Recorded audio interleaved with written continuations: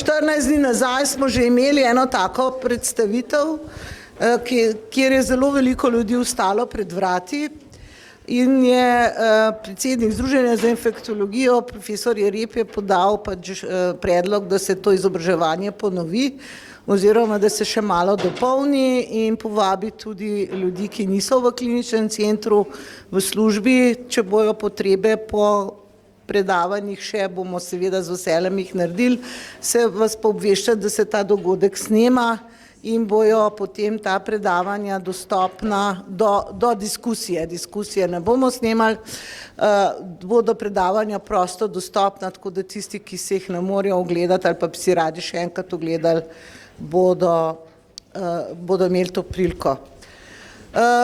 Bojim se, da bodo ta predavanja nekatera postavila več vprašanj kot odgovorov.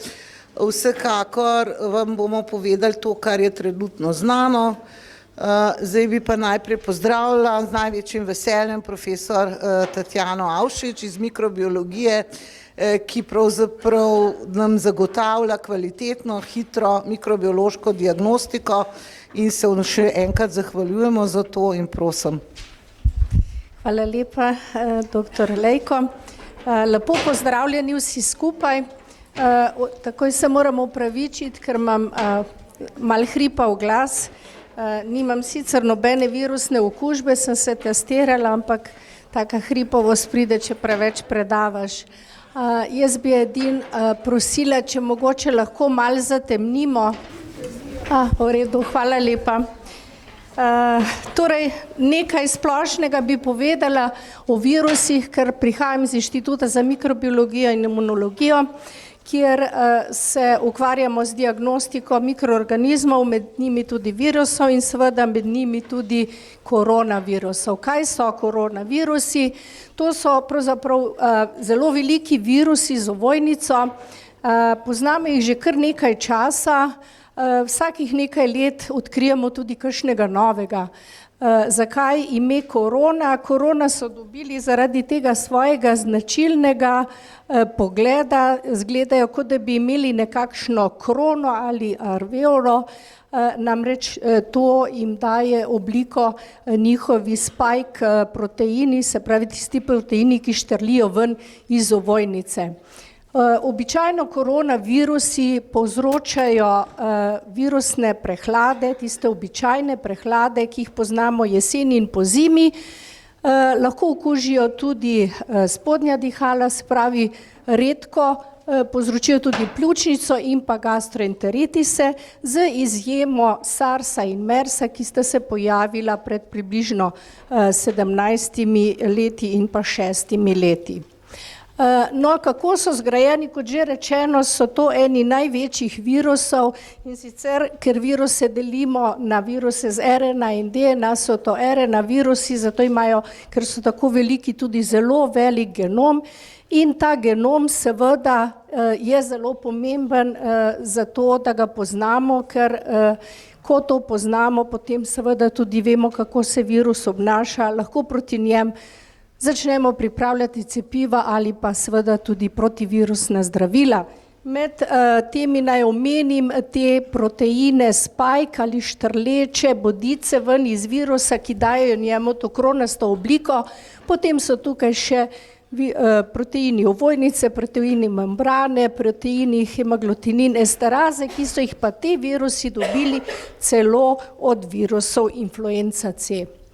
No, kam jih uvrščamo? Uvrščamo jih v družino koronaviride, podružino koronavirine in sicer ta tvori kar 6 rodov, vendar za nas so pomembni rodovi, ki jim rečemo alfa, beta, gamma in delta in med te viruse sodijo do zdaj najbolj poznani koronavirusi, ki imajo kar namesto imena številke 229E, NL63 sodita med alfa, med beta OC43 in HKU01, ki so tisti najpogostejši povzročitelji virusnih okužb. No in potem še SARS in MERS koronavirus, od katerih bom nekaj kasneje povedala.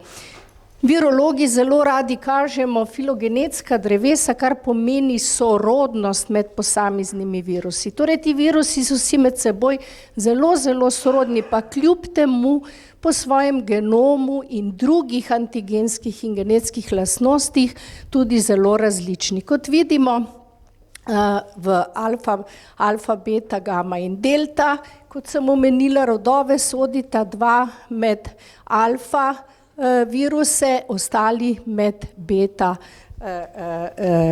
koronaviruse.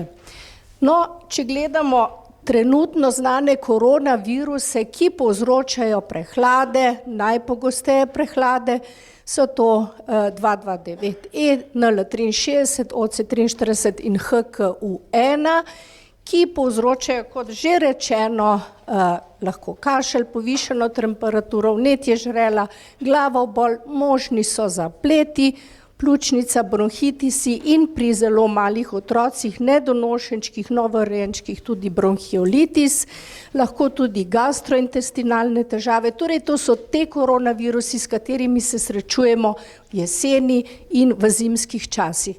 Bolezen običajno mine v roku tedna dni.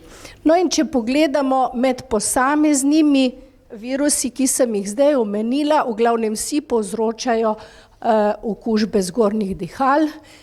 Slednja dva seveda lahko pogosto tudi spodnja dihala, torej govorimo lahko že o pljučnicah, lahko pa se prizadeta spodnja dihala pri starostnikih, pri imunokompromitiranih osebah, novorojenčkih, predvsem pri nedonošenčkih. No, kakšna je vključenost teh virusov v gastrointestinalne težave, ne vemo prav natančno, se pa lahko pri nekaterih pojavijo celo kronične nevrološke bolezni kot posledica. No, kako diagnosticiramo koronaviruse? Torej, v panelu, ko diagnosticiramo respiratorne viruse, se pravi v jesensko-zimskem in zgodnjopomladnem času, poleg vseh tukaj naštetih koronavirusov, seveda diagnosticiramo vmes tudi koronaviruse. Vidimo tukaj vse štiri, jih med seboj v normalnem panelu niti ne ločujemo, po potrebi jih ločujemo s specifičnimi testi ali z metodo sekveniranja nukleinske kisline. Primerni vzorci za to, najboljši seveda bris nazofarinksa ali kombinacija nazofarinksa z brisom žrela, seveda, kadar so prizadeta spodnja dihala, pride v poštev tudi drugi klinični vzorci, torej uporabljamo metodo molekularno PCR. Lahko seveda viruse tudi poskušamo izolirati, kar počnemo vsako leto, jih pa lahko predvsem gastrointestinalne težave pri bolnikih diagnosticiramo tudi z elektronsko mikroskopijo in tukaj vidimo posnetek dr. Polšek Prijateljeve, elektronsko-mikroskopski posnetek koronavirusa iz bolnika, ki je imel gastrointestinalne težave, torej iz Blata.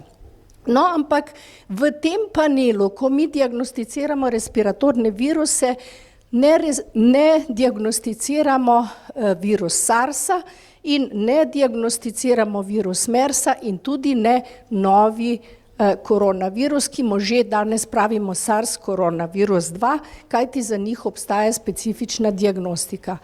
Diapozitiv morda ni najbolj jasen, vendar nekak prikaz Nacionalni inštitut za javno zdravje zbira podatke vsako leto o pojavnosti gripe in gripi podobnih obolenj in med vrhuncem, se pravi pozno jeseni, celo zimo, ko se pojavljajo gripi podobni virusi, respiratorni sincicijski virus, so s temno-zeleno prikazani tudi med njimi koronavirusi, ki se nekako običajno pojavljajo ravno v tem istem obdobju.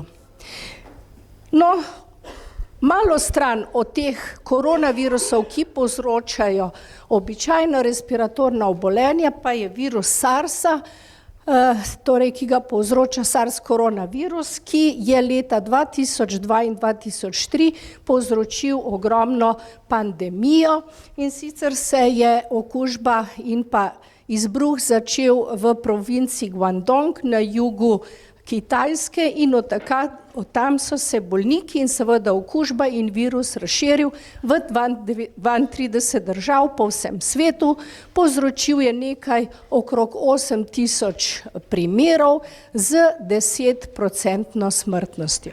Torej ta virus je bil drugačen od do takrat znanih koronavirusov, seveda je sodil v rod beta koronavirusov, vendar njegov genom je bil drugačen, tudi virus se je prenašal ne samo kapljično, temveč z tesnim stikom, kot se sicer tudi drugi koronavirusi, temveč tudi fekalno-oralno. Seveda v tem času je zbolelo zelo veliko bolnikov, zbolelo pa je tudi kar nekaj zdravstvenih delavcev, ki so bili v kontaktu z temi bolniki povsod po svetu. Čez približno 10 let se je pojavil novi koronavirus in sicer koronavirus, ki se je pojavil na Arabskem polotoku in sicer v Združenih arabskih emiratih. In ta virus se še danes pojavlja na tem področju. Ta koronavirus sodi tudi med beta koronaviruse, sicer v drugo skupino kot virus SARS-a in kmalu so ugotovili, če se je virus SARS-a prenesel iz naravnih rezervoarjev, o čemer bom še povedala nekaj besed, za katere menimo, da so skoraj za vse koronavirusi viruse netopirji, in se je virus SARS-a preko vmesne živali, kar so bile cibetovke, prenesel na ljudi, se je virus SARS-a zelo uspešno preko enogrbe velblod kamele prenaša na ljudi. Sicer z izločki, bodisi slino, bodisi urinom ali fecesom, se pravi neposrednim kontaktom. Ta virus se tudi zelo uspešno prenaša iz človeka na človeka in vidimo, da je kar približno 20% tudi medicinskega osebja, ki je ta virus dobilo medtem, ko so zdravili bolnike. Do danes poznamo približno 2500 potrjenih primerov MERS koronavirusa. Razširil se je tudi na Južno Korejo, kjer je povzročil en zelo velik izbruh in nekaj primerov v Nemčiji, sicer pa je omejen na Bližnji vzhod. Smrtnost pri tej okužbi je približno 10%. No, kaj bi lahko rekli za ta dva nova koronavirusa? Ta dva nova koronavirusa sta za razliko od tistih 4, o katerih sem vam prej pripovedovala, ki povzročajo običajne respiratorne okužbe vsako zimo, sta virusa, ki jim pravimo, da sta zoonozi in bolezni so zoonoze, namreč virusa se prenašata in sta preskočila iz naravnih rezervoarjev, za katere zopet poudarjam, verjamemo, so vsakokrat netopirji, preko vmesne živalske vrste, torej cibetovke pri SARS-u in enogrbe kamele pri MERS-u na ljudi in seveda vidimo zelo pogost prenos bolezni, torej povzročitelja bolezni na bolnišnično osebje, kar je seveda znak, da je zelo potrebno kmalu ugotoviti, kako se okužba prenaša, na kakšen način se lahko okužimo in seveda zato se je treba primerno zaščititi z primerno varovalno opremo, o čemer bomo verjetno slišali kasneje. Nekaj še o biologiji, se pravi koronavirusi, če pogledamo vse 4 prej omenjene in zdaj omenjena SARS in MERS koronavirus, vidimo, da najverjetneje z večine vsi izhajajo iz svojih naravnih gostiteljev. Moderni biostatistiki že ugotavljajo, da je ta izvor star več kot 5000 let, se pravi tudi pred našim štetjem so netopirji že nosili te viruse in potem so se preko vmesnih živali lahko preselili na ljudi, s tem, da so te ostali človeški koronavirusi, zaenkrat sta SARS in MERS še vedno upoštevani kot zoonozi, se pravi, da gre prenos iz živali na človeka.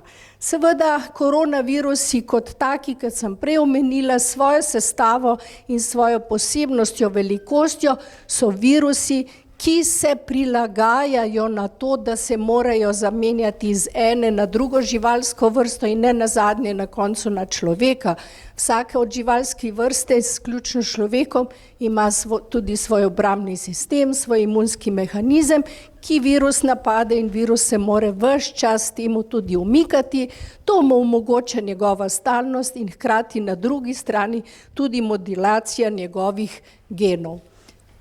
Kako smo lahko imuni, se pravi po okužbi, v glavnem gre za okužbo epitelija zgornjih dihal, sledi vnetje, edem, izločanje sluzi in dihalnih poti, se pojavijo protitelesa, pravzaprav kar daleč kasneje, morda konec prvega tedna, in dosežejo vrh v drugem tednu. Ta so v glavnem usmerjena proti tem štrlečim S-proteinom, ki štrlijo ven iz virusnega delca. No, imunost ni trajna, zato so zelo pogoste ponovne okužbe. Zelo pomembno je, da so znanstveniki že odkrili receptorska mesta, se pravi tisti del na gostiteljski celici, kamor se virus pripne, kajti to je seveda zelo species ali vrstno specifični problem in se deluje kot ključ in ključavnica, tako so ga odkrili za virus SARS-a kot za virus MERS-a. No, kako diagnosticiramo SARS in MERS, ker sem prej povedala, da to ne diagnosticiramo v normalnem respiratornem panelu z molekularnimi metodami, kjer dokazujemo različne odseke virusnega genoma in pa lahko seveda tudi serologijo, kjer dokazujemo specifična IgM in IgG protitelesa, v glavnem uporabljamo test posredne imunofluorescence. No in pred mesecem in pol, zdaj že skoraj pred 2 meseci, se je pojavil zopet novi koronavirus in sicer povzroča novo bolezen, ki jo imenujemo COVID-19 ali Coronavirus Infectious Diseases. Povzročitelj pa je dobil tudi že novo ime in sicer SARS-CoV-2. Zakaj? Kajti ta SARS-CoV-2 po njegovem kompletnem nukleotidnem zaporedju, kompletnega genoma, so znanstveniki ugotovili, da je najbolj soroden virusu SARS-a, ki je povzročil tisti veliki izbruh leta 2002-2003, še mnogo bolj naj bi bil podoben SARS koronavirusom ali SARS koronavirusom podobnim virusom, ki so jih našli v netopirjih na Kitajskem. In seveda bilo je veliko vprašanje, od kje nekje je zdaj ta novi virus prišel. Namreč epidemija se je začela konec lanskega leta v mestu Wuhan, v provinciji Hubei, precej naseljeni, gosto naseljeni kitajski provinciji. Zelo so krivili tržnico, kjer se prodajajo seveda legalno in ilegalno, poleg vsega tudi divje živali, in zopet najbrž naj bi nekaj prišlo iz divjih živali ven. Bilo je veliko vprašanj o tem, no na koncu izgleda, da bo tisti vmesni krivec, se pravi zopet iz netopirjev preko neke živali, naj bi to bil pangolin ali po slovensko luskavec ali storžnjak. To so srednje veliki sesalci, ki imajo tako luskinasto površino na sebi in so zelo ogrožene živalske vrste, živijo v Evroaziji in v Afriki. Njihovi zelo podobni sesalci jih najdemo v Južni Ameriki, verjetno jih poznate pod imenom pasavec, vendar to ne gre za isto rod, celo ne za isto družino. Te pangolini ali storžnjaki so torej ogrožena vrsta. Zakaj? Namreč njihovo meso, tukaj vidimo olupljene ali oluskinjene živalice, je izjemno iskana specialiteta v Evroaziji, tudi v jugovzhodni Aziji, na skrivaj in seveda na črno jih lovijo in preprodajajo.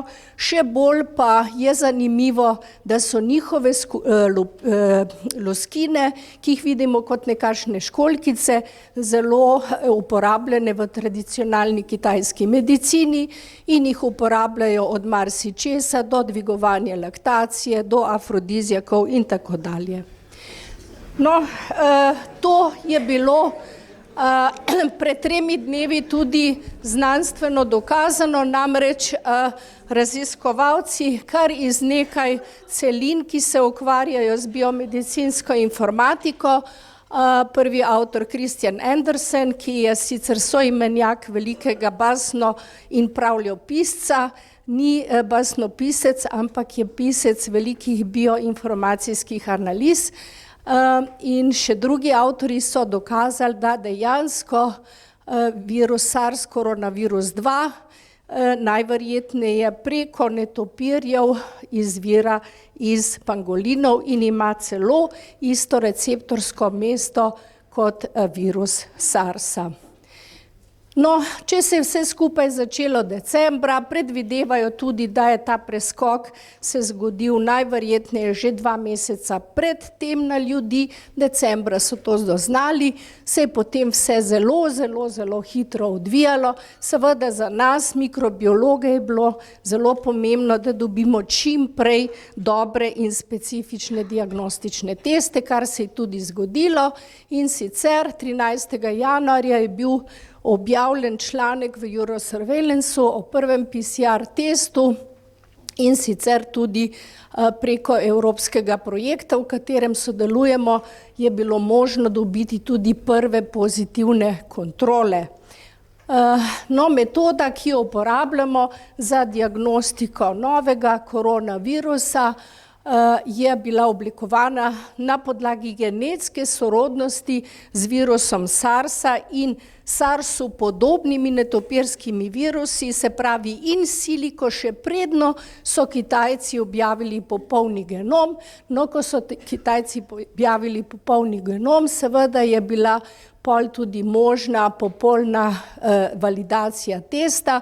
Potrjujemo 3 tarčne regije, regijo za E-protein, N-protein in od RNA odvisno RNA polimerazo, ki tudi loči virus SARS-a in virus SARS-a korona 2 virusa, regija E in N pa zagotavljata izredno veliko občutljivost testa. No, kakšne so navodila Nacionalnega inštituta za javno zdravje, ki so povzeta po navodilih Svetovne zdravstvene organizacije, da se testirajo ljudje, ki imajo resno akutno respiratorno bolezen, z vročino, kašljem, zahtevajo hospitalizacijo, brez znane etiologije in seveda imajo zgodovino potovanja na Kitajsko ali pa pač področja, kjer se pojavlja zdaj večje število bolnikov ali so imeli tesen stik s potrjenim primerom z novim koronavirusom. Torej, to je posnetek star približno 1 uro iz Johns Hopkins University spletne strani, ki najbolj akutno sledi vsem primerom, približno 75 in še nekaj tisoč bolnikov, do zdaj 2100 umrlih in seveda vidimo tukaj tudi na skali, kako se številke povečujejo. Hvala lepa za vašo pozornost.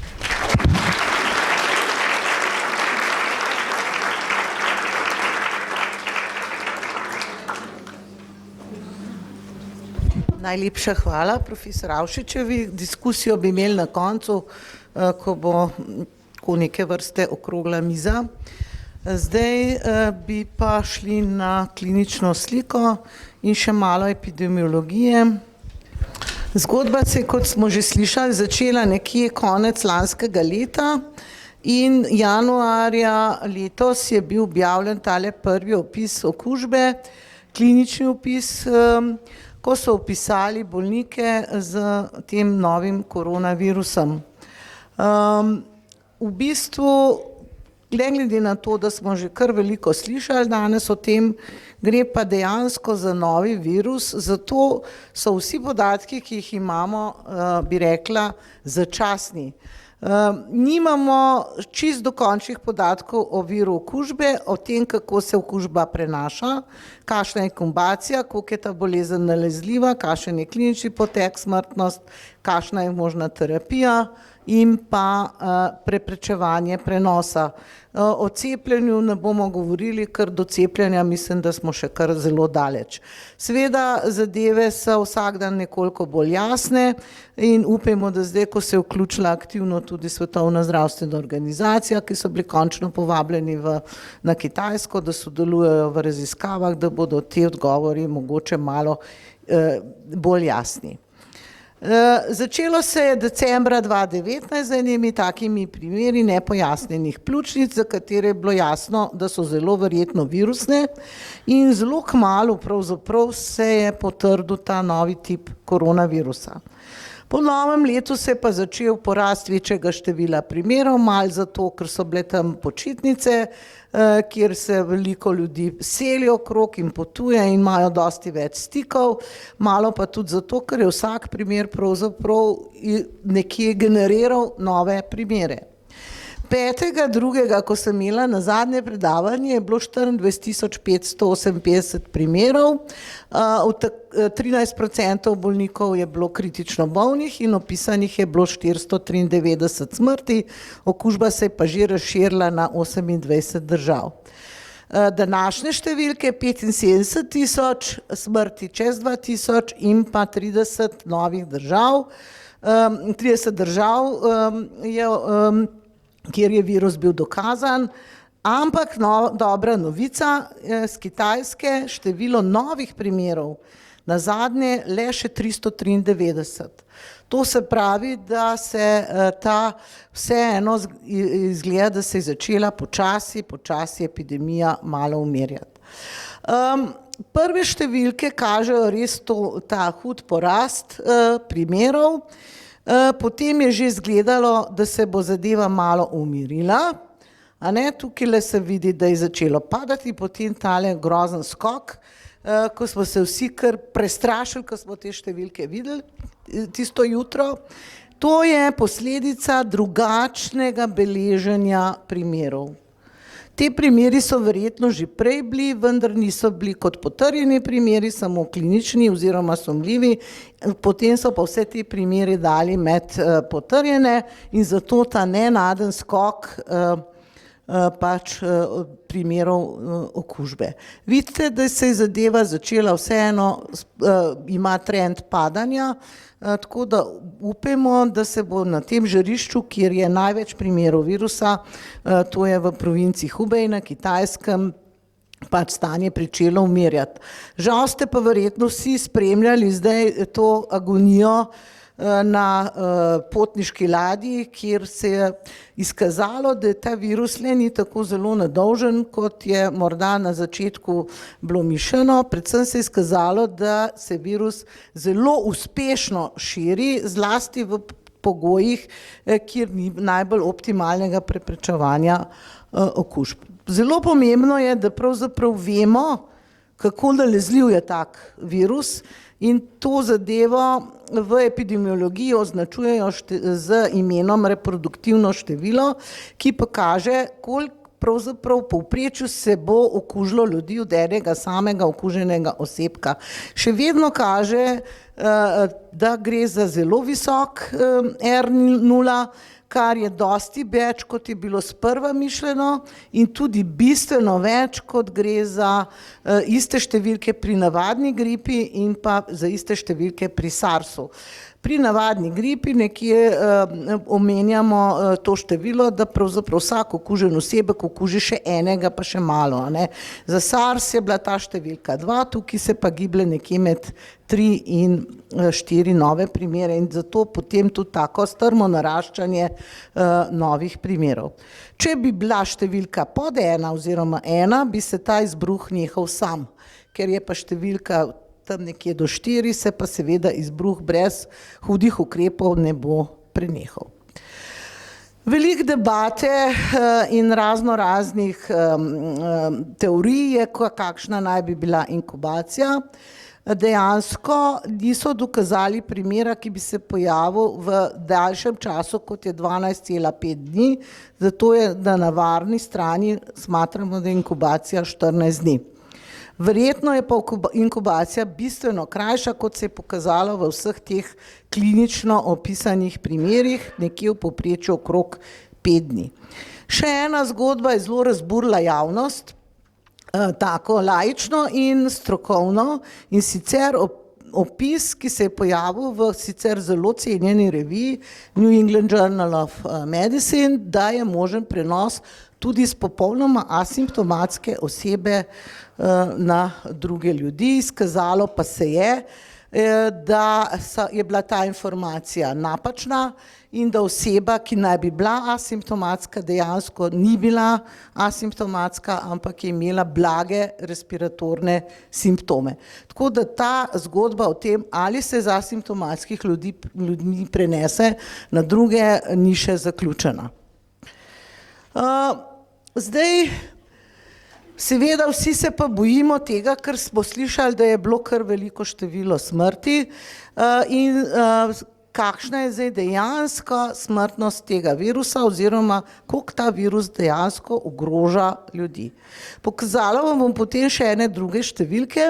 Dejstvo je, da je večina umrlih vseeno bila starejših od 60 let in da je večina teh ljudi imela neka osnovna zdravstvena stanja. Žal, moram reči, kar se bo videlo potem iz naslednjih diapozitivov, ta osnovna zdravstvena stanja niso najbolj dokumentirana.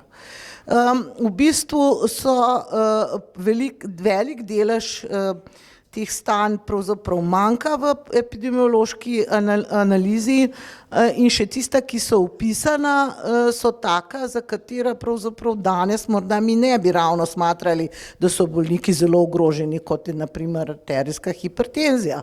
Jasno je, da so imunokompromitirani bolniki zelo ogroženi, ampak verjetno so ogroženi tudi starejši s kroničnimi kardiovaskularnimi in drugimi boleznimi.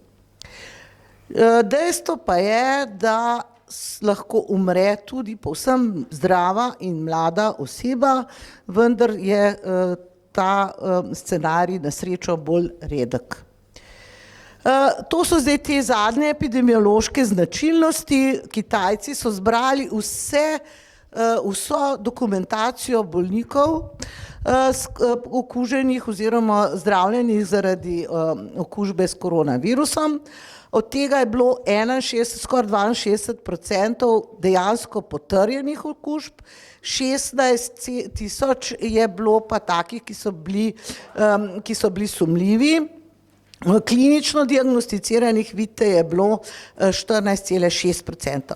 Od vse te mase bolnikov je bilo le malo manj kot 900 ljudi asimptomatskih. Starostni razpon od 30 do 79 let in 81% pravzaprav imelo lažji potek. Mortaliteta zračunana po tej raziskavi 2,3%, žal so pa zbolevali tudi zdravstveni delavci in sicer vidite, da sicer odstotek ni zelo visok, je pa številka impozantna, ker je bilo tudi veliko število obolelih in od teh zdravstvenih delavcev do te analize jih je umrlo tudi žal 5. To so te, zdaj se bolj sicer zelo slabo vidijo te številke, s katerimi pravzaprav, to je analiza, ki sem jo prej omenjala, objavljena je bila v enem kitajskem epidemiološkem časopisu. Avtorjev je cela skupina, ki se imenuje Novel Coronavirus Pneumonia Emergency Response Epidemiology Team, tako da avtorjev pač žal ne morem vseh navajati. Vidite, da je, torej žal se ne vidi dobro, vidite, da je en velik delež bolnikov imel hipertenzijo, da jih je imelo nekaj kardiovaskularne, ampak žal, kot sem rekla, pri približno 50% pa nimamo podatka, ali je šlo za kakšno resno osnovno bolezen. Glede na starost, vidite, da je bilo največ smrti kolikor se pač lahko vidi, v starostnih skupinah, se pravi preko 60 let. Tole recimo smrtnost skupine več kot 80 let, vidite, da je bila pravzaprav 20%. Se pravi, starejši bolniki so dejansko bistveno bolj ogroženi. To je pa še ena taka zgodba, ki se žal tudi ne vidi najbolj dobro na temle slajdu, in sicer analiza, ravnokar objavljena v New England Journal of Medicine, kaj se je dogajalo z potniki, ki so jih testirali, ko so jih repatriirali v Nemčijo. Kar en velik delež potnikov brez simptomov oziroma z lahkimi simptomi so imeli tudi okužbo, oziroma kar od tistih, ki so bili testirani, pa niso imeli nobenih kliničnih znakov, so tudi še našli pozitivne potnike. Kako je klinična slika bolezni, je pravzaprav še skoraj, da bi človek rekel, nam kar že poznana, saj gre za tako zvano atipično pljučnico, s katerimi se srečamo v zimskem času, ponavadi jih povzročajo drugi virusi, tudi koronavirusi lahko tudi virus gripe, lahko tudi RSV, skratka, znaki okužbe so tipični za respiratorno okužbo, kar lahko predstavlja velik diferencialno-diagnostični problem, če se bo ta virus v populacijah utrdil, skratka, da ne bo zginil tako, kot je zginil virus SARS-1. Kajti klinična slika je praktično enaka kot pri vseh ostalih akutnih virusnih respiratornih obolenj. Ali gre za okužbo zgornjih dihal, z nahodom, vročino, praskanjem po grlu, potem se pojavijo pa bolečine v prsih, težje dihanje, respiratorna insuficienca in nato znaki akutnega respiratornega distresa. Seveda potem, ko so te bolniki enkrat hospitalizirani na enotah intenzivne terapije, umetno ventilirani ali pa kako drugače zdravljeni, kar bomo še slišali, se pa lahko pojavijo še drugi zapleti, ki jih sicer pričakujemo lahko pri tako težki klinični sliki. Nekateri bolniki imajo zgodaj poteku bolezni lahko tudi diarejo, zato tudi skrb, da je morda možen tudi fekalno-oralni prenos, vendar vsi podatki do zdaj kažejo, da je kontaktni prenos zelo pomemben.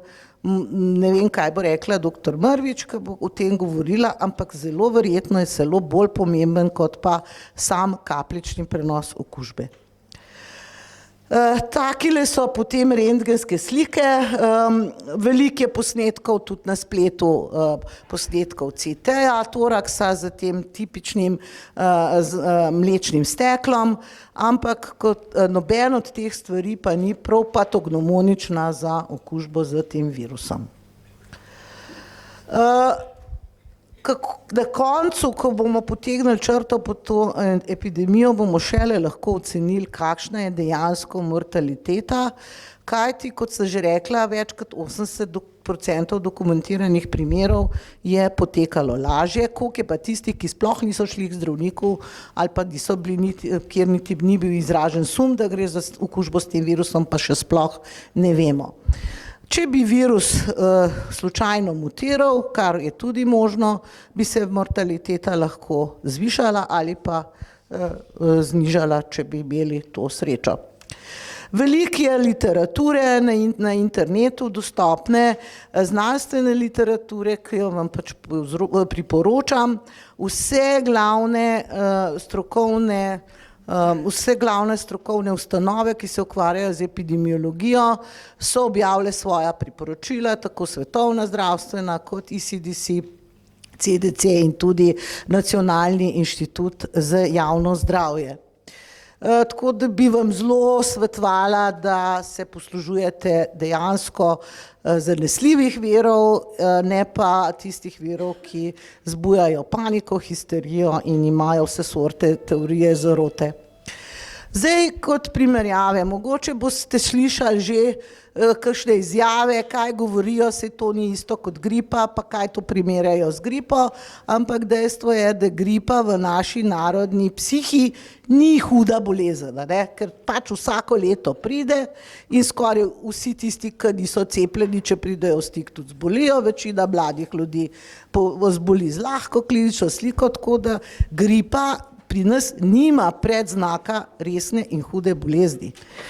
Dejstvo pa je, da gripa tudi pobija ljudi, odvisno seveda od tega, kateri virus kroži in v kakšni populaciji kroži, in nekje po ocenah vsako leto zaradi gripe umre tudi skoraj do 700.000 ljudi po svetu.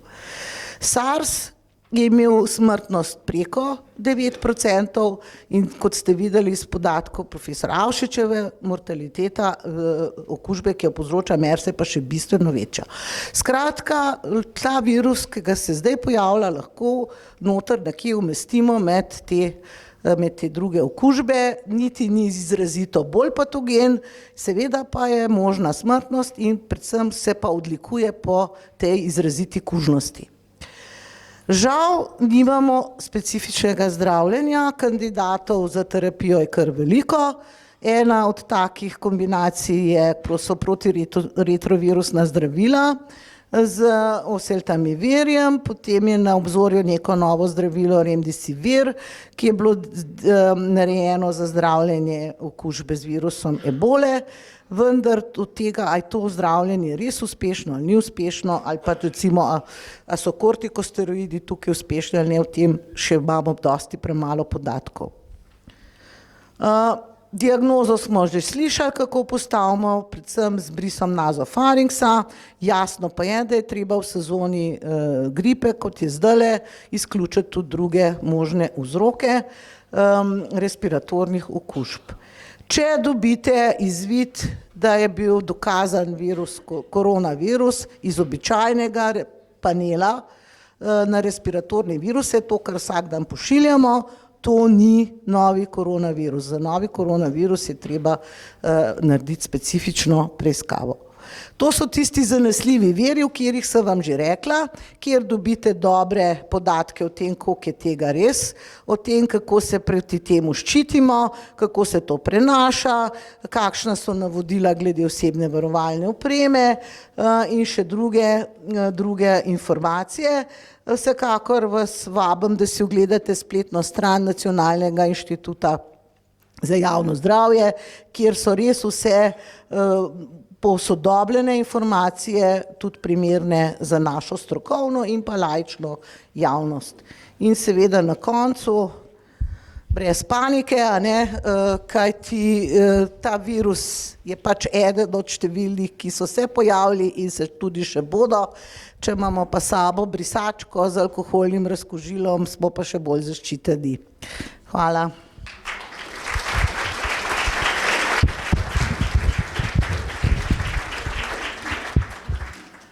Zdaj bi pa prosila dr. Nino Graseli Kvet, ki dela pri nas v intenzivni enoti, respiracijski center, in bo nekaj povedala o zdravljenju teh bolnikov na enoti intenzivne terapije.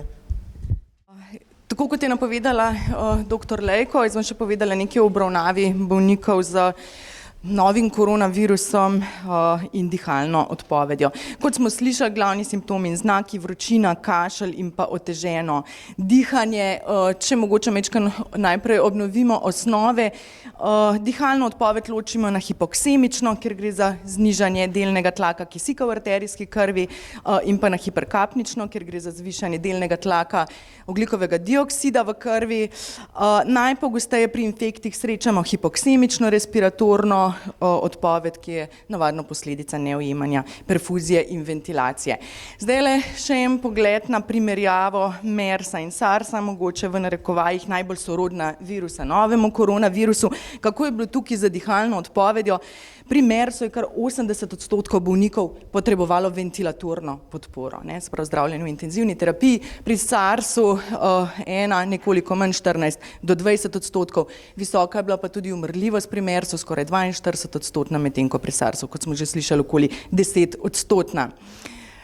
Kar nekaj raziskav retrospektivnih kliničnih je bilo zdajle opravljenih, ker so jih Kitajci objavili, tako da majčkeno lahko sklepamo na podlagi teh rezultatov, s kakšnim tipom dihalne odpovedi se lahko srečujemo. Po eni izmed prvih, ki je zajela samo 41 bolnikov, sicer tam 3/4 bolnikov je kašljalo, dobra polovica je bila dispnoičnih, slaba tretjina tahidispnoičnih. Razvoj dihalne insuficience se je pojavil tam nekako 7 dni po začetku bolezni. Povprečju so bili 7. dan bolezni sprejeti, po 1 dnevu dispneja in že po 2 dneh hospitalnega zdravljenja pri polovici razvoj akutnega respiratornega distres sindroma. Pri vseh razen enem bolniku v tej kohorti so ugotavljali rentgensko bilateralne infiltrate na pljučih.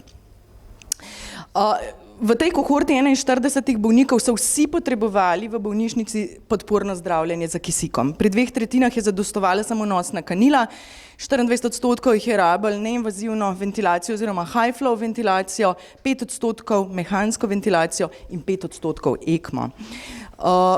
Pri 30% vseh teh obolelih se je pojavil ARDS. Tudi pri teh, to je pa še ena raziskava, malo več bolnikov zajela, pri teh 3/4 je potrebovalo zdravljenje z kisikom, nekoliko manj je bilo ARDS-a, 17%. Bilateralna pljučnica je bila prisotna tudi pri 3/4, kot pa vidimo z ventilacijo. Neinvazivna ventilacija je zadostovala pri 13%, invazivna pri 4% in tudi ECMO je potrebovalo približno 3%. To je ena zadnjih raziskav, 7.2. objavljena. Tudi po tej približno 3/4 bolnišnično zdravljenih rabi podporo za kisikom, 10% neinvazivno ventilacijo, 12% invazivno in pa 2,9% ECMO, 19,6% bolnikov pa je razvil ARDS. Zdaj, kar je zastrašujoče, kar 30% obolelih v tej zadnji raziskavi je bilo zdravstvenih delavcev, smo pa intenzivisti tukaj na v bistvu boljši strani, ker smo statistično značilno manjkrat se okužili, kot pa zdravniki, ki so delali za bolniki na oddelku. Tole so pa še podatki, za kakšen tip respiratorne odpovedi je šlo v tej zadnji raziskavi, in sicer hudo hipoksemično respiratorno odpoved za povprečnim PO2 6,8 ob sprejemu v intenzivno enoto, razmerje parcialnega arterijskega tlaka kisika in pa dodanega kisika je bilo nizko, 136, to sicer glede na berlinske kriterije ARDS-a uvršča v zmeren ARDS, ampak meja za hud ARDS je 100, no, tako da smo zelo blizu tega. Tudi tukaj vsi bolniki so imeli prisotne bilateralne infiltrate na pljučih, če pogledamo nekaj CT posnetkov prizadetosti pljuč, vidimo, da je kar intenzivna. Ko enkrat dobimo bolnika za pljučnico in dihalno odpovedjo, ki se dihalno slabša, pa se moramo tudi nekako odločiti, koga bomo zdravili oziroma kdo izpolnjuje indikacije za sprejem v enoto intenzivnega zdravljenja. Pri tem si lahko pomagamo z določenimi točkovnimi parametri, recimo to so kriteriji, ki jih predlaga ameriško torakalno združenje. Če imajo bolniki prisoten en major kriterij ali pa 3 minor, potem so nekako kandidati za intenzivno terapijo. To je še ena lestvica, ki je bila razvita tudi za oceno potrebe po mehanski ventilaciji in vsota točk večja od 3 identificira 92% tistih, ki potrebujejo invazivno mehansko ventilacijo. 28.1. pa je Svetovna zdravstvena organizacija objavila klinične smernice za obravnavo bolnikov z hudo respiratorno odpovedjo ob novem koronavirusu. Predlagajo, da vsi bolniki potrebujejo zdravljenje, tisti pač, ki imajo respiratorno odpoved, zdravljenje za kisikom in da je ciljna saturacija nad 90.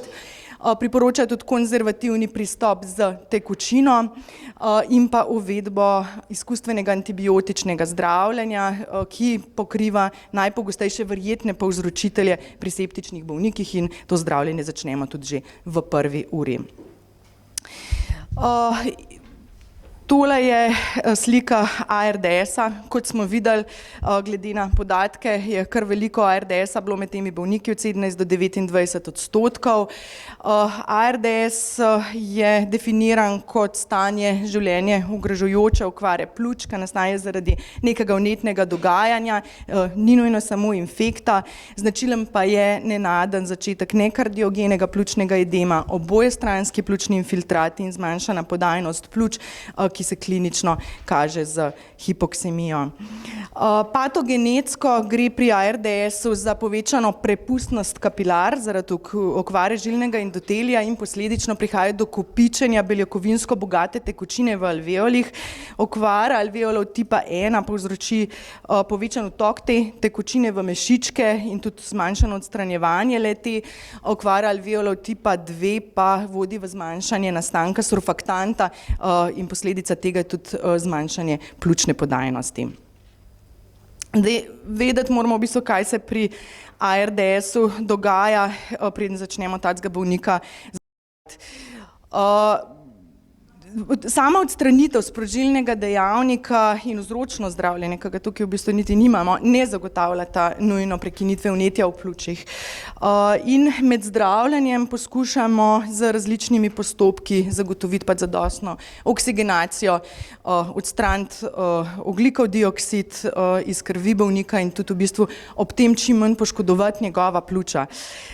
Pljuča bolnika z ARDS-om so edematozna, so težka, distalni deli so kolabirani in mi v bistvu z izbiro naše ventilacije poskušamo odpreti te spodnje predele, zato se poslužujemo tako imenovane protektivne ventilacije, z katero z visokimi pozitivnimi ekspiratornimi tlaki poskušamo odpreti in potem tudi držati odprte nepredihane dele pljuč.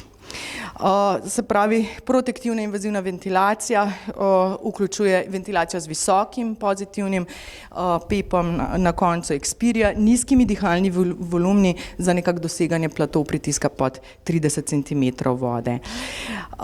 Taka priporočila podajajo tudi smernice Svetovne organizacije za ventilacijo bolnikov z novim koronavirusom.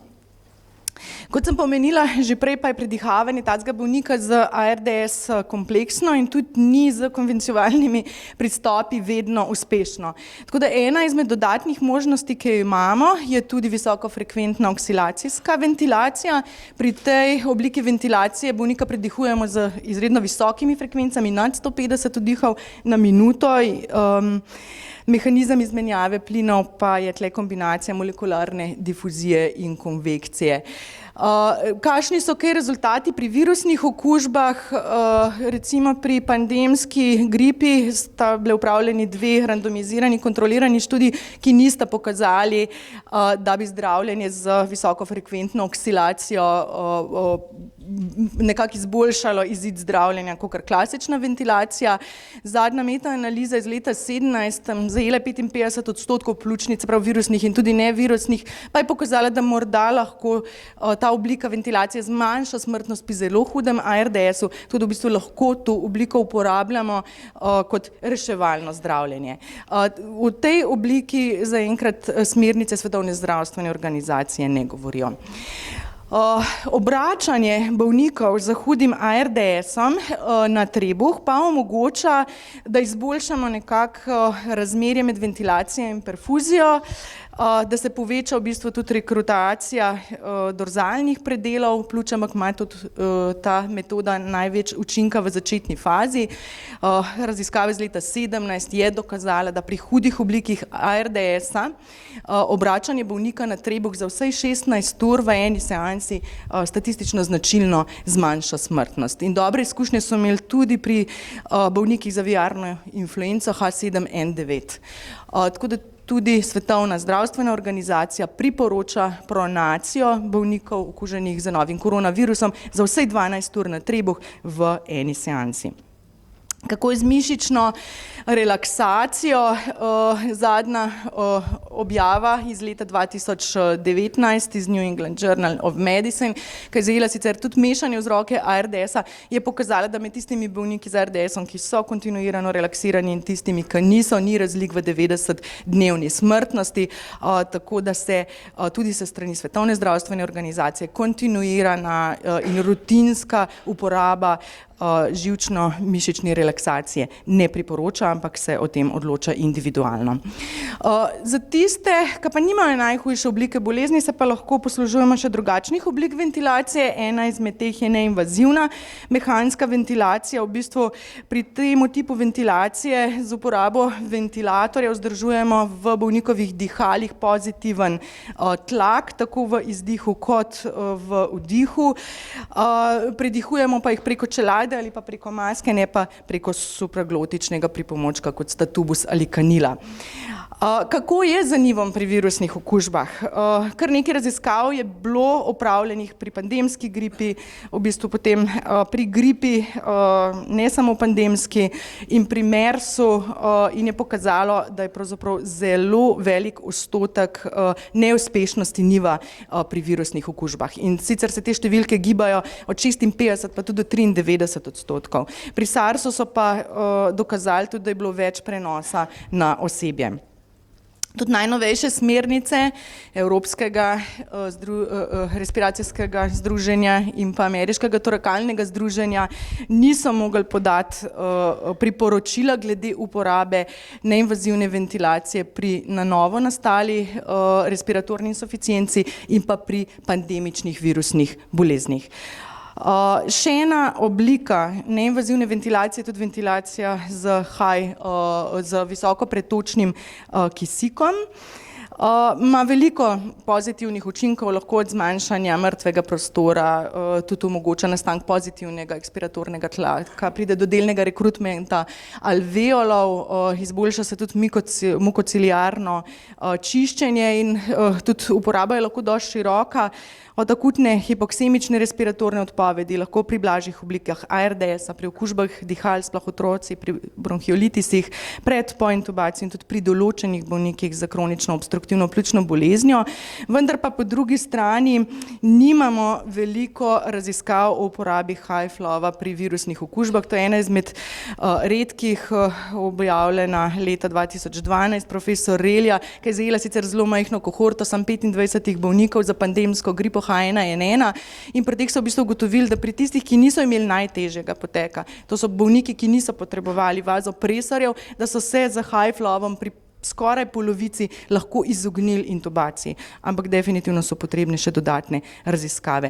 Tako da v bistvu glede na ta dognanja Svetovna zdravstvena organizacija priporoča tako neinvazivno ventilacijo kot high-flow ventilacijo, ampak zaradi velike možnosti neuspeha je potrebno te bolnike, ki jih tako ventiliramo, tudi imeti pod nadzorom. Zdaj, zunaj telesnih metod se lahko poslužujemo pri bolnikih z najhujšo hipoksemično respiratorno insuficienco in sicer ECMO. Zdaj raziskave so pokazale, da nekatere, recimo to je bila Eolija iz leta 2018, ki je zajela sicer samo 18% virusnih pljučnic, da pri teh bolnikih, ki so bili zdravljeni z ECMO, nižje smrtnosti na 60. dan ni. Recimo pri pandemski gripi so imeli tisti bolniki, ki so jih premestili v ECMO center, nekoliko nižjo smrtnost kot tisti, ki jih niso. Bila pa je to zelo učinkovita metoda pri bolnikih z MERS-om. Tako da pri bolniku, pri katerem kljub protektivni ventilaciji perzistira refraktarna hipoksemija, je potrebno razmisliti o transportu takega bolnika v ECMO center oziroma o priklopu takega bolnika na ECMO. Kar se tiče specifičnega zdravljenja, smo že slišali in ravno tako trenutno WHO še ni dal nobenega priporočila za specifično antivirostatično zdravljenje. Mogoče bi še tukaj nekaj omenila o zdravljenju za glukokortikoidi. Tiste raziskave, ki sem jih naštevala, v kar visokem odstotku so se odločali za adjuvantno zdravljenje za glukokortikoidi. Po eni raziskavi celo 50% vseh vključenih, po drugi raziskavi pri 50% tistih, ki so se zdravili v intenzivnih enotah.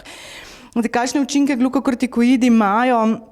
Vplivajo na izločanje protivnetnih citokinov, zavirajo izločanje provnetnih, delujejo tudi na strukturne celice dihal, se pravi nekako zavirajo tiste učinke, ki jih ne maramo, da se dogajajo pri ARDS-u. Kar nekaj raziskav je bilo narejenih pri zunajbolnišnični pljučnici, ampak le na določenih podskupinah bolnikov so dokazali, da bi lahko imeli nek efekt. To je bila zelo huda zunajbolnišnična pljučnica ali pa pri tistih, ki so jih podaljšano zdravili. Tam so v bistvu manjkrat ugotavljali neuspeh zdravljenja, boljši regres infiltratov, manj potrebe po mehanski ventilaciji, manjkrat se je razvil ARDS, ni bilo pa vpliva na smrtnost.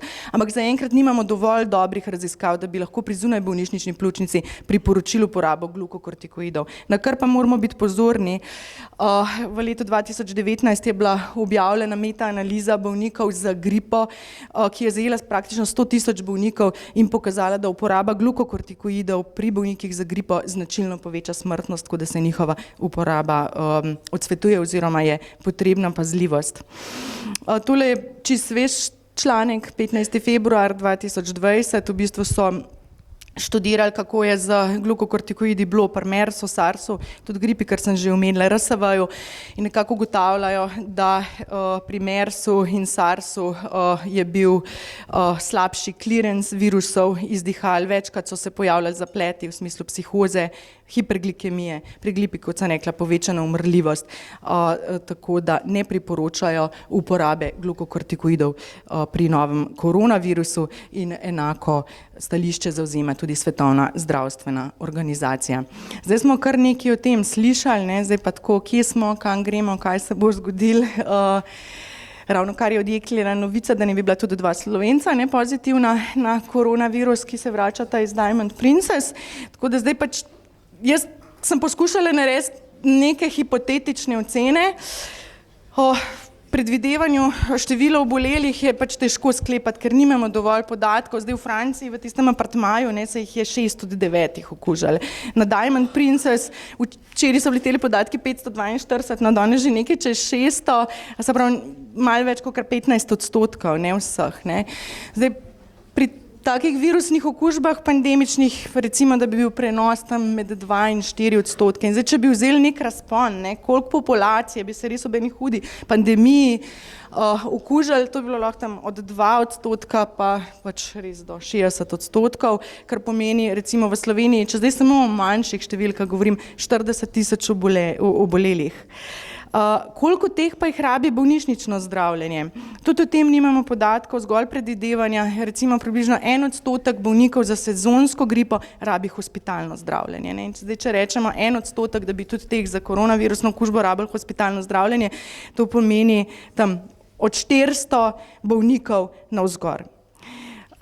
Zdaj CDC, pa tudi tile raziskave, ki smo jih videli, težek potek se pojavlja tam pri približno 20, lahko tudi 30%, ne?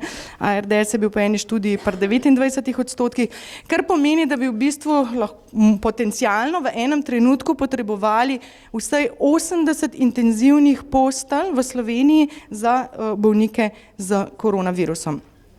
Zdaj, kje Slovenija je?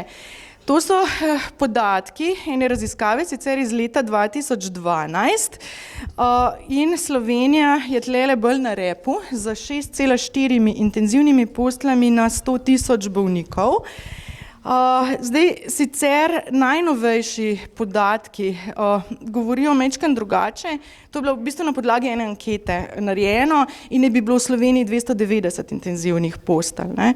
Kar pomeni pa približno 14-15 na 100.000. Ampak še vseeno, zavedati se moramo, da vsej v Univerzitetnem kliničnem centru, pa tudi ne dvomim, da v ostalih bolnišnicah je zasedenost intenzivnih postelj že zdajle zaradi sezonskih obolenj praktično 100%. Imamo pa še druge težave.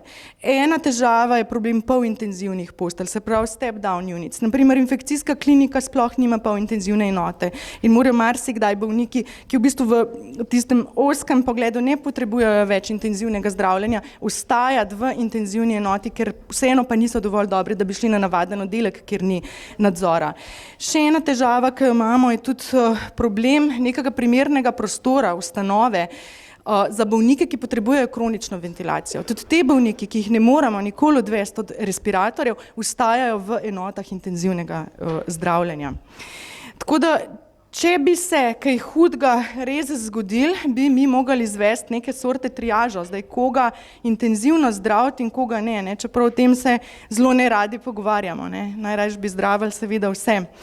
Zdaj, načini triaže so lahko zelo različni, lahko sploh ni nobenega sistema, lahko je tak sistem, da on, ko prvi pride, bo prvi zdravljen, lahko je tak sistem, kakor nekako tudi pri nas velja, da imajo prednost tisti, ki so najbolj bolni. Lahko se pa tudi ubere drugačen sistem, da zdravljenje enega kritičnega bolnega vzame dosti več resursov, denarja, časa in kadra, kakor zdravljenje 10 malo manj bolnih. A pa se mi zdaj v neki epidemiji, ki se bo zgodila, želimo, da bi zdravili tiste malo manj bolne, da bi se čim hitreje vrnili na delo in pač pomagali zamejiti neko pandemijo, epidemijo. Zdaj, pač eni so bolj primerni, eni so manj primerni, tle bi mogoče predstavila en primer takega ustreznega triažiranja. Zelen možiček je tisti, ki je sicer zdrav, brez pridruženih bolezni, ne rabi, nobene potrebe ni po intenzivnem zdravljenju, takega bi bodisi na oddelku, če bi prišlo do epidemije, dali v izolacijo ali pa celo v karanteno na domu. Zdaj rumen možiček ima pridružene bolezni, nima mogoče najboljše možnosti za preživetje, ampak še vsem bi pa dobil določeno korist od intenzivnega zdravljenja. Zdaj, če bi bilo potrebno triažirati in ne bi bilo resursa v intenzivni terapiji, bi takega bolnika zdraviti mogli paliativno. Zdaj, rdeč možiček je pač ta na vrhuncu svojih moči, brez pridruženih bolezni, v osnovi zdrav, pričakujemo dobro okrevanje, tako da tak ima prioriteto pri zdravljenju v intenzivni terapiji. Zdaj, črn možiček pa je možiček z pridruženimi boleznimi, po SOFA skoru, o katerem bom sam še par stavkov rekla kasneje, nad 11, to pomeni 90% pričakovana umrljivost takega bolnika bi že a priori zdravili paliativno. No, tlele zgori vidimo SOFA skor, ki temelji v bistvu na v bistvu upoštevamo znake dihalne, koagulacije, jetrne teste, kardiovaskularne in bolnike na podlagi tega točkujemo. Bolniki, ki imajo pod 7 SOFA skor, imajo dobro možnost preživetja, nad 11 zelo slabo možnost preživetja, tisti med 8 pa 11 so pa nekako v sredini. Zdaj, če zaključim, večina bolnikov bolelih z novim koronavirusom, ki potrebujejo bolnišnično zdravje, potrebuje tudi podporo s kisikom. Vsej 20% ima hud potek, ki zahteva obravnavo v enoti intenzivnega zdravljenja, ARDS se pojavlja pri 30%. Zaenkrat je zdravljenje samo podporno, specifičnega antivirustatičnega zdravljenja ni, adjuvantni glukokortikoidi se odsvetujejo. Najlepša hvala.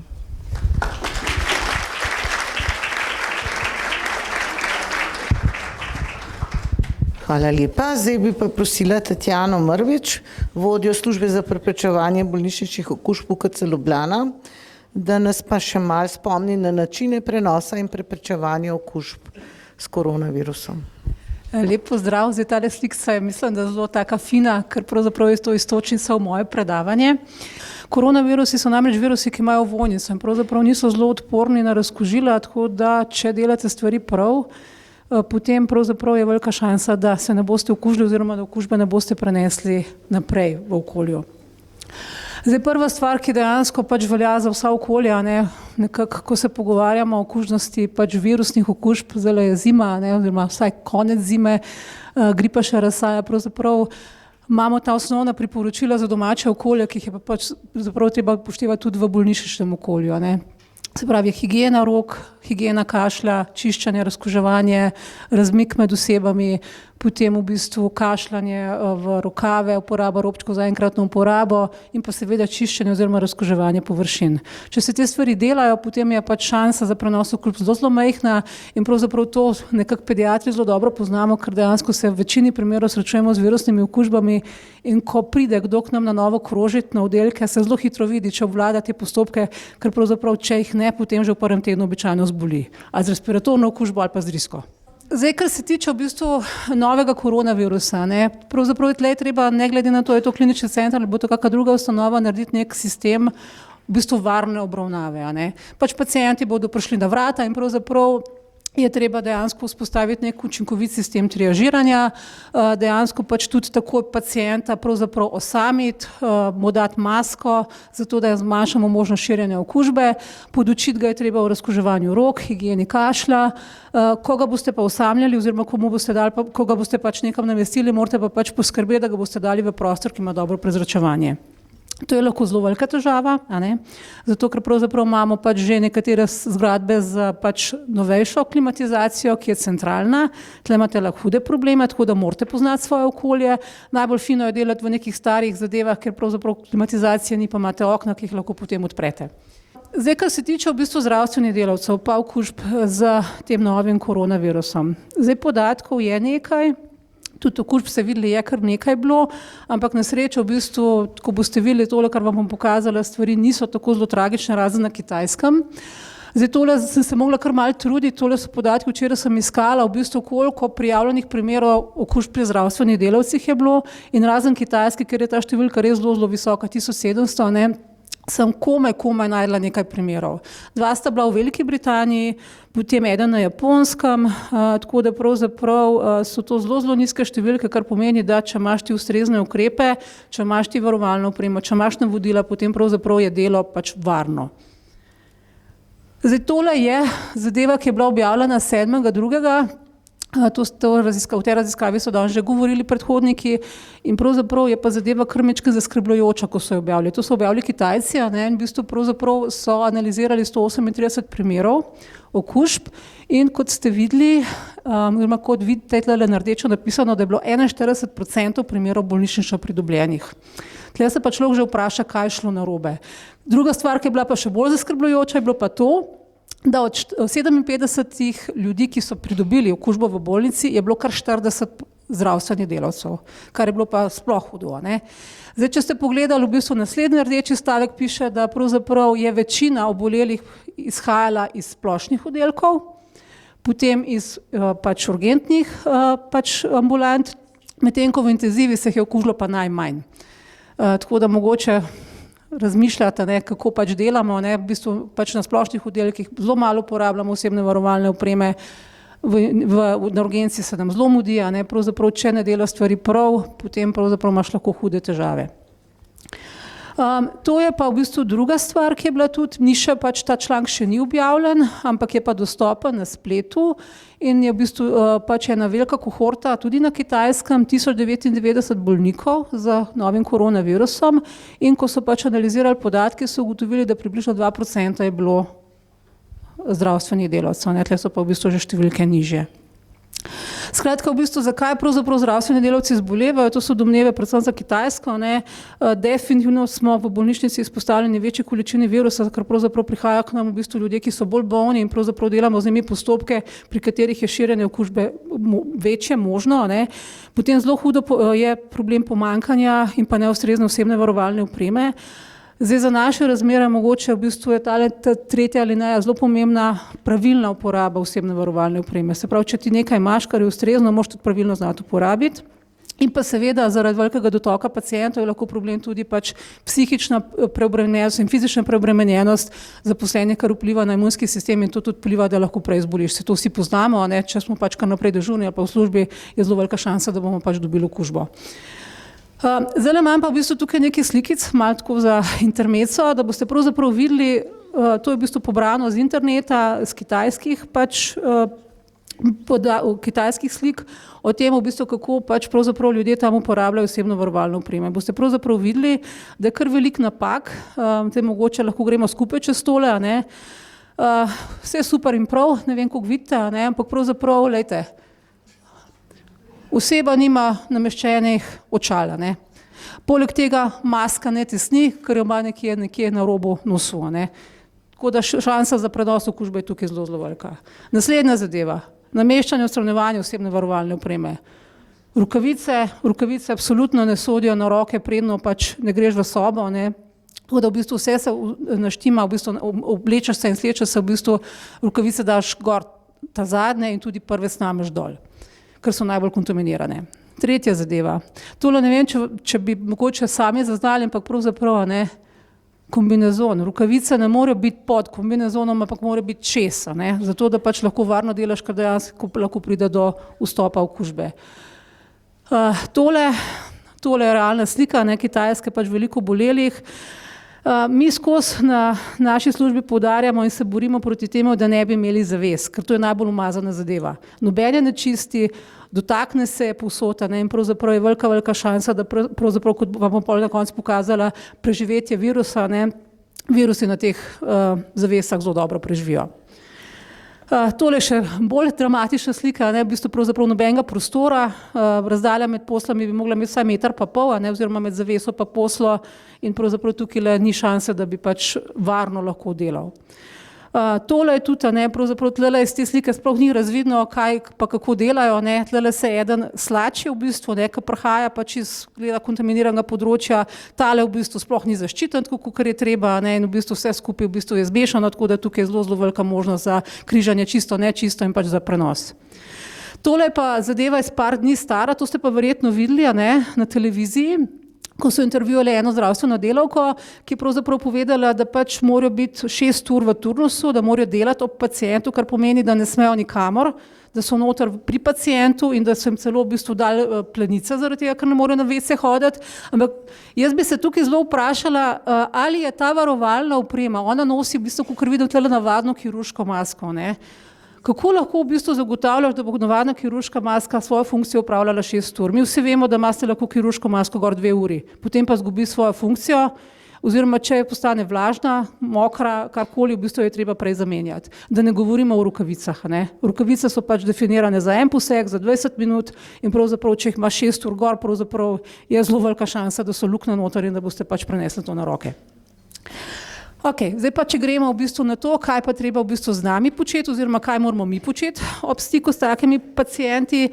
Zdaj, zadeve so zelo enostavne in jih pač ponavljamo že leta in leta, nič novega, higiena rok, potem izvajanje izolacijskih ukrepov, uporaba osebne varovalne opreme, razkuževanje rok, površin in pa seveda zračanje, tukaj je zelo pomembna zadeva.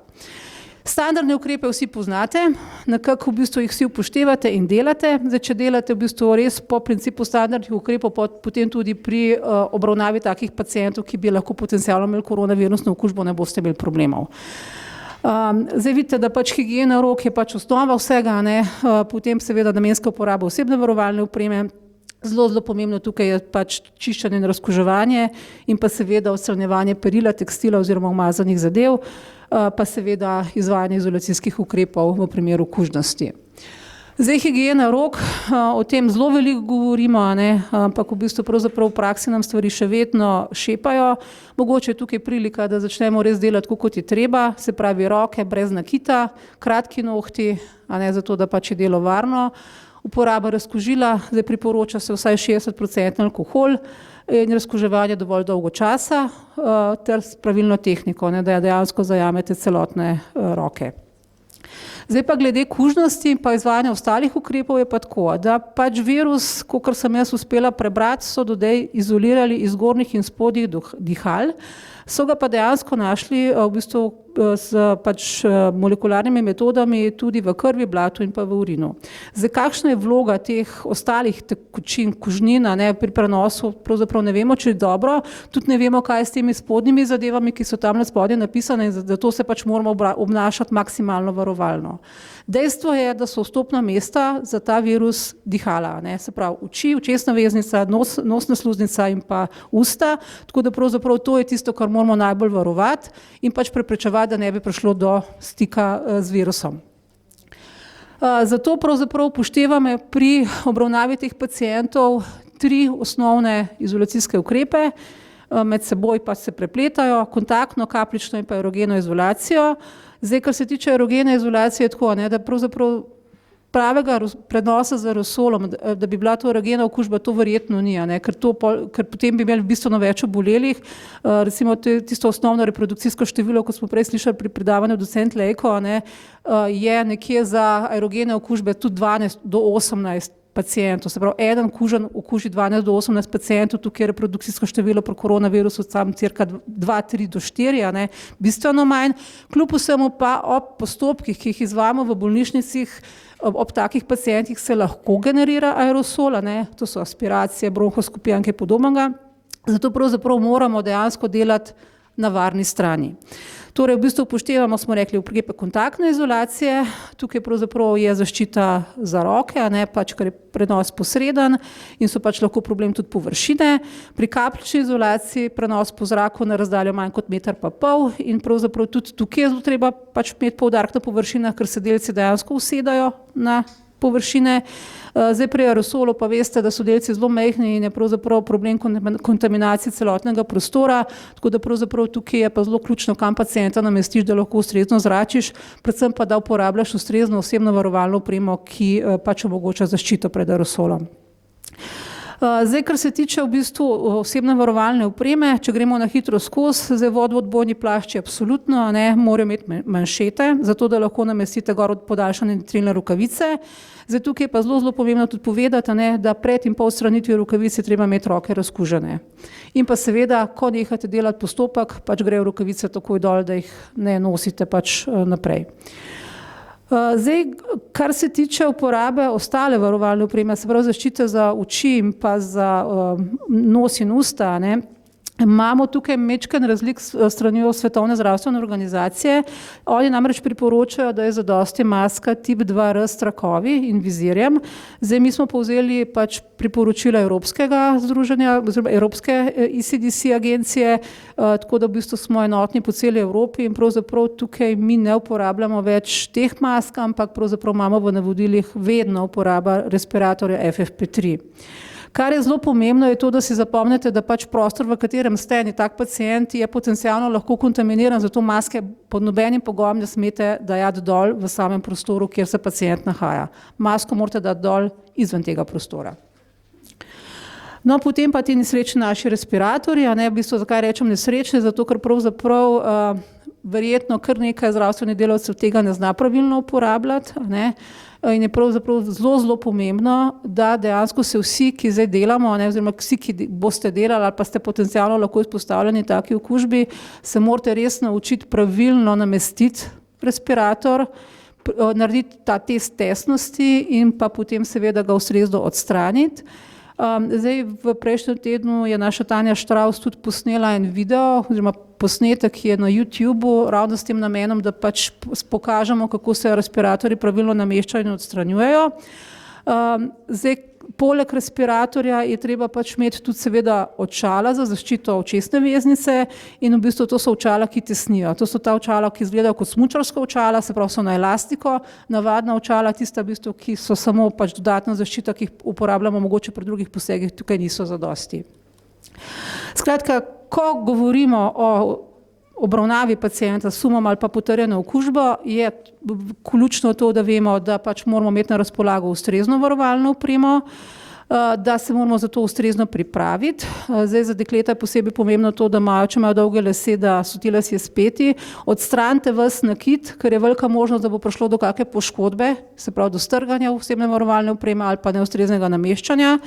In potem, ko v bistvu tako opremo uporabljate, morate vedeti, kje jo namestiti, kako jo namestiti, kako jo odstraniti pravilno, da ne bo prišlo do vaše kontaminacije in pa da sploh veste, koliko časa jo sploh lahko varno uporabljate, kdaj jo je treba zamenjati, ker vsaka stvar ima rok uporabe, a ne.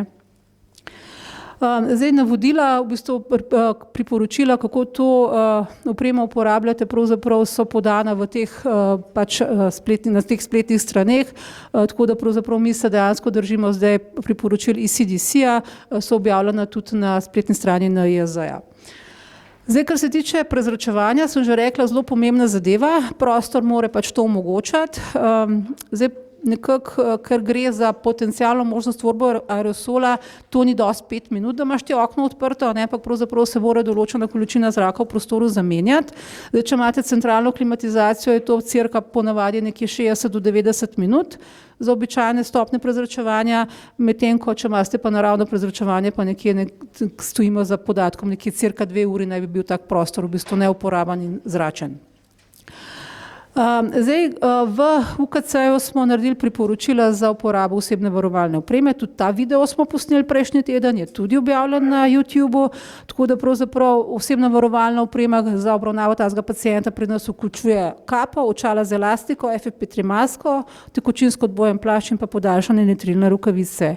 Videli ste na prejšnjem posnetku, pač za našo intenzivno enoto imamo še kombinezone, ampak to je res rezervirano samo za intenzivno enoto zaradi lažjega načina dela, ker pač tam je delo povsem drugače organizirano in pravzaprav mora biti delo toliko komod, da lahko pač ga upravljajo, da ne bomo imeli težav pri izvajanju aktivnosti.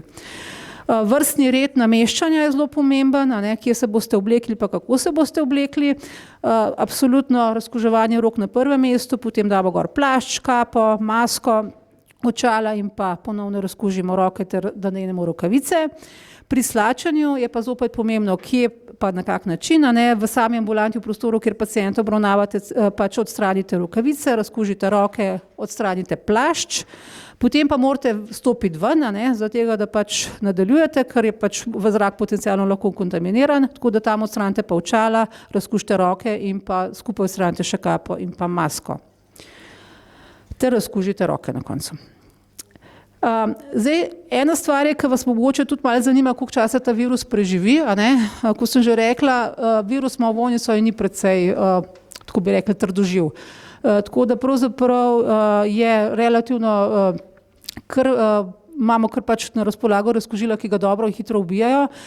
Je pa pač nekaj podatkov, tile so bili objavljeni zdaj v začetku meseca, v bistvu, ko so primerjali pač z SARS-om pa MERS-om in drugimi koronavirusi in pač nekako naredili ekstrapolacijo, koliko časa lahko ta virus preživi na določenih površinah. Zdaj pravzaprav tole se zelo slabo vidi, ampak povzetek tega je, da je preživetje lahko tudi nekaj dni, če ni ustreznega čiščenja. Predvsem je pa to, da v bistvu je zelo odvisno, za kak material gre. Skratka, na papirju, na lesu, na plastiki, PVC-ju virus preživi zelo, zelo dolgo časa. Lahko se prav v bistvu nadlje, kar recimo na naših rokavicah ali pa na recimo nekih kovinskih površinah. In tega se je tudi treba zavedati, ko nameščamo pacienta v neke prostore, da pogledamo, če so ti prostori res ustrezni. Če imate vi neke leseno pohištvo, pa poškodovane stene, pa neke plastične zadeve, ki so pač poškodovane, potem imate lahko problem, ker ne boste mogli stvari ustrezno čistiti. Tole je pač povzetek tega članka, zelo na kratko, nekje v bistvu ocenjujejo, da naj bi virus preživel od 2 uri do 9 dni, zdaj, če je pa temperatura zelo nizka, pa lahko tudi 1 mesec. Potem je zelo pomembno tudi, da če imamo sobno temperaturo, da v bistvu ima ta virus raj višjo vlago, kakor nižjo vlago, tako da če je vlažno okolje, potem preživi dlje. Kar je pa zelo fajn, je pa to, da je občutljiv na vročino in pa ultravijolično svetlobo, to ga uniči. Tako da pravzaprav razkužila, ki jih uporabljamo v bolnišničnem okolju, ki pač v glavnem temeljijo na alkoholu, pravzaprav ta virus zelo, zelo hitro ubijajo, lahko že v 1 minuti, samo pač treba je prebrisati površine. Tako da tole so nekako trenutna priporočila, uporaba etanola, se pravi alkohola, 62 do 71%. Zdaj, v bistvu zahodni svet, recimo zlasti Velika Britanija, je še zmeraj zelo velik na varikini oziroma natrijevem hipokloritu, tako da 0,1% raztopina. Medtem ko pri uporabi benzalkonium klorida, ki se pač uporablja v veliko teh domačih čistilih ali pa tudi v bolnišnici ga imamo v teh robčkih za pač brezalkoholnih robčkih, tukaj so pa podatki še malo deljeni in pravzaprav ta članek, ki so ga pač objavljali, nekako ima zelo protislovne rezultate. Absolutno ni primeren klorheksidin, tukaj uporabljamo v bistvu za pač razkuževanje kože. V bistvu, kar se tiče ostalih zadev, pa pravzaprav imamo taka zelo starejša, arhaična razkužila noter. Zdaj od modernejših vam bi mogoče perocetno kislino še omenila, ki jo pa dejansko zdaj uporabljamo. Pravzaprav vsa ta razkužila, ki so na voljo v slovenskem prostoru, v bolnišnicah, naj bi bila pač učinkovita in to v bistvu zelo v kratkem času za uničevanje tega virusa. To je z moje strani vse. Hvala.